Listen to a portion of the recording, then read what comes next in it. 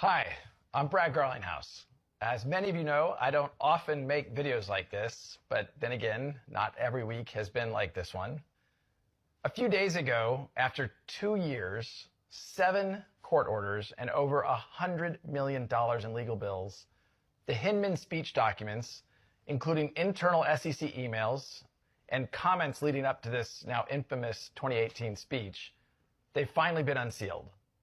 Hinman's speech created new factors to determine if a token becomes sufficiently decentralized to no longer be considered a security. At best, these documents show that senior officials at the SEC couldn't agree on the law and told Bill Hinman directly he would confuse the public even more about the rules for crypto.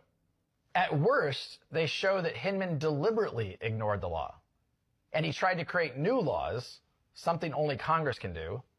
And while he was a public servant, Hinman received millions of dollars of payments from his law firm, which was part of an alliance with others that had a vested interest in this speech. This speech isn't about any one token or any one blockchain. This is about showing the extent to which the SEC has relentlessly pursued enforcement actions against crypto players while professing fake open arms and calls to come in and register, all the while lying about their so-called guidance. As some of you may know, Ripple spent years proactively engaging with the SEC. I personally met with Jay Clayton and Bill Hinman, with no lawyer present.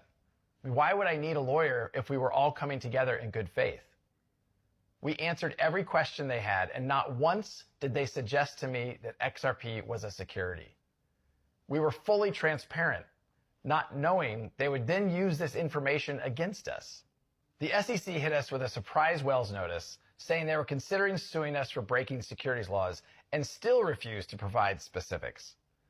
To those that have recently been hit with their own Wells notices and lawsuits, this likely sounds all too familiar. When the lawsuit did drop against us, days before Christmas, a very Grinch-like touch, they made it personal. They sued Chris Larsen and they sued myself, alleging we should have known all along that XRP was a security. You can now see plain as day, they couldn't even agree amongst themselves. And to me, it still seems like they can't. What we saw play out in our case is exactly what's still happening.